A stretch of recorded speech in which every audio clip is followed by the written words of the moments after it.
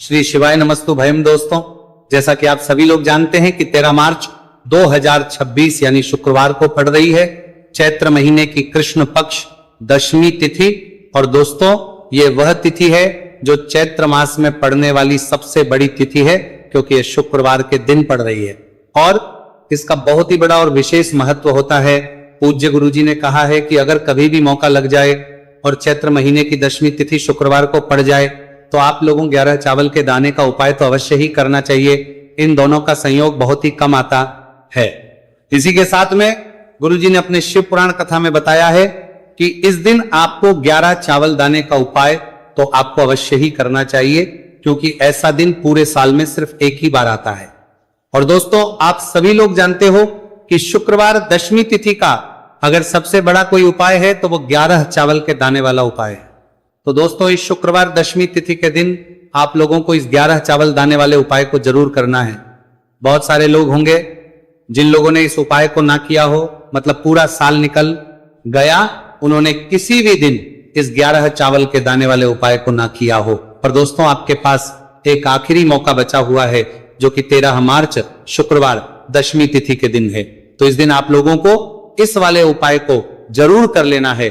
भले ही आप पूरे महीने भर इस उपाय को ना किया हो, पर अगर आपने इस चैत्र महीने की दशमी तिथि के दिन अगर इस वाले उपाय को कर लिया तो आपको इस उपाय को करने का वह फल मिलेगा जिसकी आपने कभी कल्पना भी नहीं करी होगी।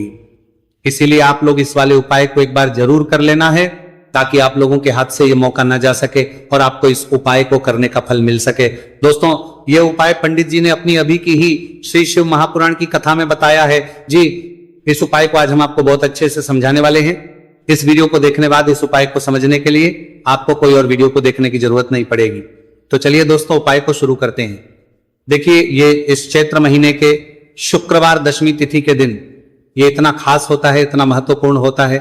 देखा गया है कभी कभी बड़े बड़े पूजा पाठ अनुष्ठान से जो मनोकामना पूर्ण नहीं होते, वो चैत्र महीने के शुक्रवार दशमी तिथि के दिन एक छोटे से उपाय करने से ही आपकी मनोकामना पूर्ण हो जाती है।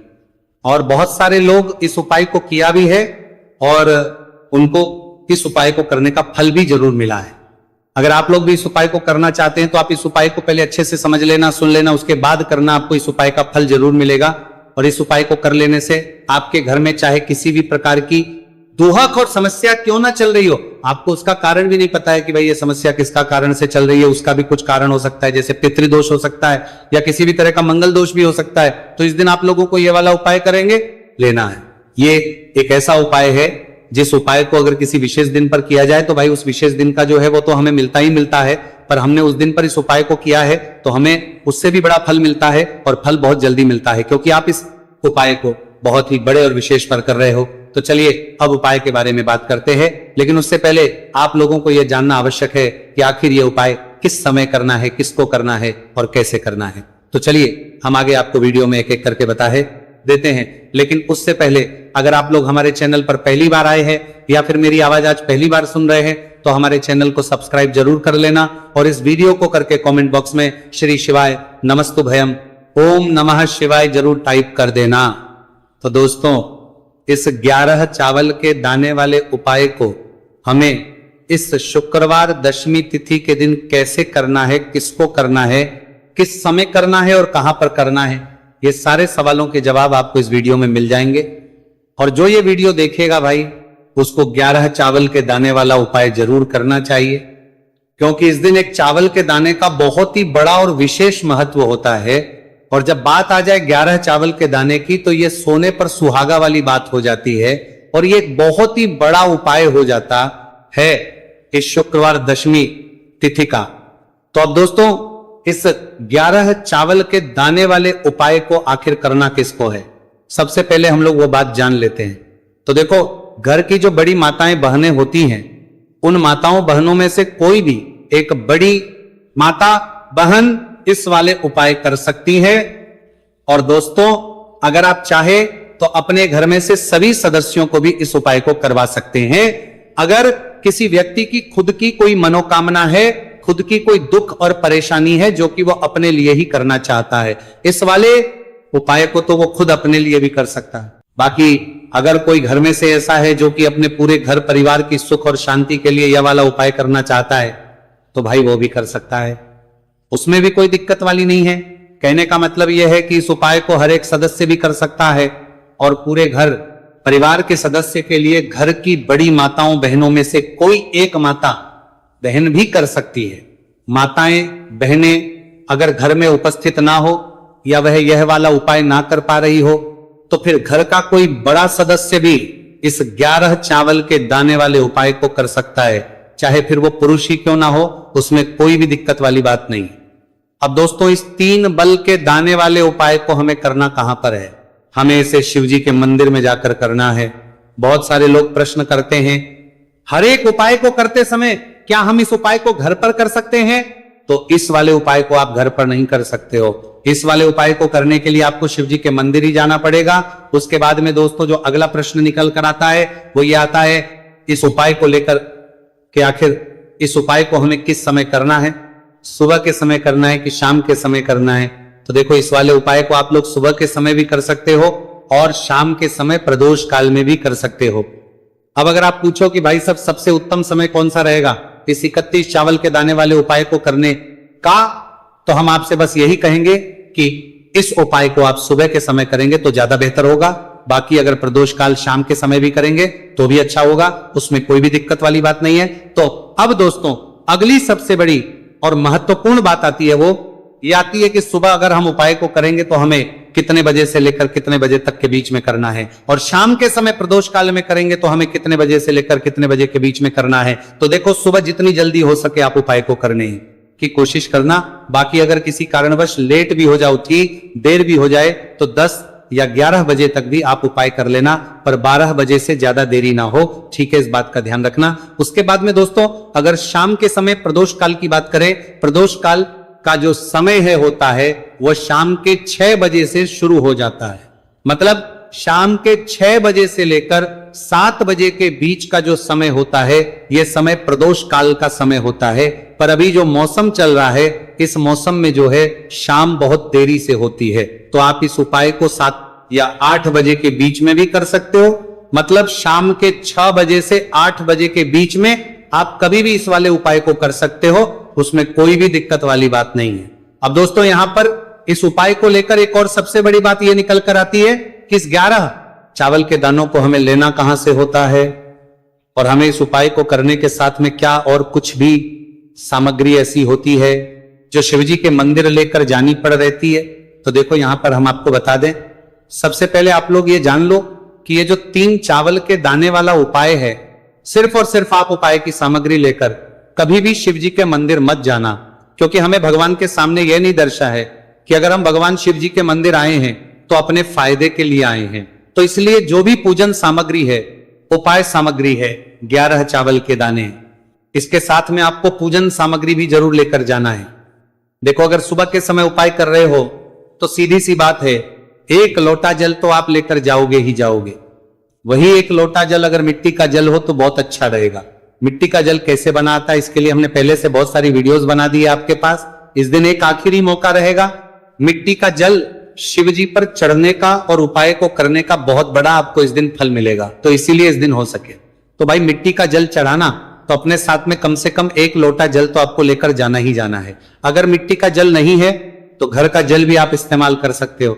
इसके अलावा जो भी पूजन सामग्री है, देखो 11 के दाने ये अलग आपके रहेंगे और जो आपकी पूजन सामग्री रहेगी वो अलग रहेगी। पूजन सामग्री में आप जो भी चीज लेकर जाना चाहे वो लेकर जा सकते हैं, एक बेलपत्र भी लेकर जा सकते हैं, उसमें कोई भी दिक्कत वाली बात नहीं है। वहीं अगर हम बात करें शाम के समय की, तो शाम के समय शिव जी पर जल नहीं चढ़ता है, इसीलिए शाम के समय आप लोग एक दीपक तैयार कर लें जो कि गोल तीखा आटे का शुद्ध देसी गाय का घी का होगा, है ना। इस बात का आप लोगों को ध्यान करना है और इस दीपक को आपको घर से जलाकर नहीं लेकर जाना है, भगवान शिव जी के मंदिर में जाकर ही जलाना है। इस बात का भी आप लोगों को ध्यान रखना है। अब दोस्तों यहां पर हमें इस बात को समझना है कि ये 11 चावल के दाने हमें लेना कहां से है। क्या हमें दुकान से लेकर आना है या हमें अपने घर से लेना है या कहां से लेकर आना है और कौन से चावल लेना है, क्योंकि चावल भी बहुत प्रकार के होते हैं। तो देखो, इन सभी सवालों के जवाब आप लोग एक बात में सुन लो कि भाई जो उपाय है, इस उपाय में आपको ये नहीं देखना है कि भाई कौन से चावल है, कौन से चावल नहीं है। बस जो भी चावल ले रहे हो वो चावल का दाना सबूत होना चाहिए, मतलब साबुत होना चाहिए, टूटा हुआ नहीं होना चाहिए, कटा पीटा नहीं होना चाहिए। यह बात आपको ध्यान रखना है। बाकी आपका चावल बासमती हो या सादा चावल हो या कोई सा भी चावल हो, उसमें कोई भी दिक्कत वाली बात नहीं है। तो सीधी सी बात है कि आपके घर के रसोई घर में जहां पर आप बनाते हो, वहां पर जो भी चावल आपके उपस्थित हो, उन चावलों में से अपनी एक कटोरी भर लेना या एक मुट्ठी चावल अलग से निकाल कर रख लेना, क्योंकि हम 11 चावल ही यहां पर इस उपाय में लेने वाले हैं, तो हमें यह चावल के दाने गिनकर निकालने पड़ेंगे। इस बात का आप लोगों को ध्यान रखना है। तो अपने उस चावल की कटोरी में से या चावल में से 11 ऐसे चावल के दाने आप लोग निकाल लो जो कि टूटे हुए ना हो, कटे पीटे ना हो, कोई दाग ना लगा हुआ हो, है ना। अच्छे साबुत चावल के दाने 31 दाने आप लोग निकाल कर रख लो और इन्हें किसी भी एक कागज की पड़िया में या किसी एक छोटी सी कटोरी में आप लोग रख लो, ताकि ये सुरक्षित रहे, आपके एक भी चावल का दाना इधर उधर ना हो और आपका उपाय भी पूरा अच्छे से हो जाए। तो भाई जैसे ही आपका उपाय की जो सामग्री है, 11 चावल के दाने, ये तैयार हो जाते हैं, उसके बाद में आपको जो भी अपनी पूजन सामग्री है, सुबह समय कर रहे हो तो 1 लोटा जल और 1 बेलपत्र या पूजन सामग्री जो लेकर जाना चाहो उसकी भी तैयारी कर लेना। और शाम के समय जा रहे हो तो भाई अपना जो दीपक है उसे तैयार कर लेना, ठीक है। और उपाय को करते समय शुद्धता का विशेष रूप से ध्यान रखना, ठीक है। सुबह सुबह स्नान करने के बाद ही उपाय को करने की आप लोग तैयारी करना। उसके बाद अगर शाम के समय की बात करें तो शाम के समय आपको स्नान करने की जरूरत नहीं है, पर शुद्धता ध्यान रखना है। आपको स्नान तो नहीं करेंगे, आप हाथ मुंह धोकर भी इस वाले उपाय को शाम के समय प्रदोष काल में कर सकते हैं, इसमें कोई दिक्कत वाली बात नहीं है। तो आप अपने उपाय की पूरी सामग्री तैयार करके आपके पास ही में जो आपका शिव मंदिर हो वहां पर पहुंच जाइए। सबसे पहले शिव मंदिर में जाकर आप लोगों को उपाय नहीं करना है, पहले भगवान के दर्शन करना है, भगवान से आशीर्वाद प्राप्त करना है, फिर शिव जी की शिवलिंग के पास में आना है। शिवलिंग के पास में आने के बाद जो पूजन सामग्री लेकर आए हुए हैं, जैसे कि सुबह गए हुए होंगे तो 1 लोटा जल और जो भी पूजन सामग्री लेकर आए हैं आप उनसे भगवान शिव जी की पूजन कीजिए। सबसे पहले तो 1 लोटा जल ही चढ़ेगा, फिर आपको एक बेलपत्र श्री शिवाय नमस्तु भयम का जाप करते हुए शिवलिंग पर चढ़ा देना है। उसके बाद में आपकी पूजन सामग्री चढ़ेगी।